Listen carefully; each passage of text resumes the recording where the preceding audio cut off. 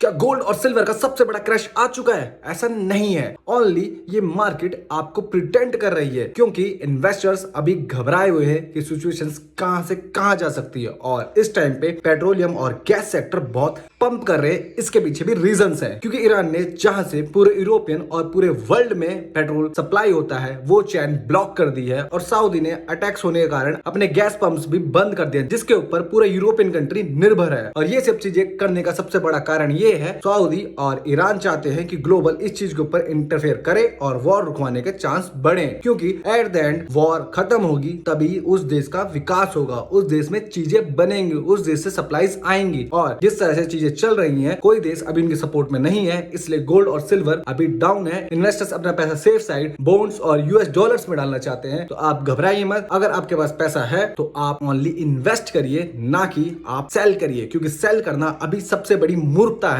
जब market loss पे है तो आपके पास बाइंग पावर है, और सेलिंग मत करो स्टॉक्स की। और अगर आपको गोल्ड और सिल्वर में अभी भी इन्वेस्ट करना है तो आप 10 to 20% ही अपना पोर्टफोलियो को डालें। इस टाइम पे सिल्वर और गोल्ड से बड़ा इशू है पेट्रोलियम और नेचुरल गैसेस, जो दोनों देशों ने बैन कर दिया है। जैसे चाइना ने गोल्ड और सिल्वर को भी बैन कर रखा है, तो और नेचुरल गैस और पेट्रोलियम तो गोल्ड से भी ज्यादा रेगुलर लाइफ में जरूरी है। तो समझदार बनिए, पैसों को इन्वेस्ट करिए और अपनी समझदारी से पैसा बनाइए, ना कि किसी फोमो में आके सेल करिए कि मार्केट तो अब कभी नहीं उठेगी। ऐसा कभी नहीं हुआ है, कोविड के बाद ही मार्केट उठी है। तो be smart and be safe, और सबको हैप्पी होली पैसे की पीएचडी की तरफ से।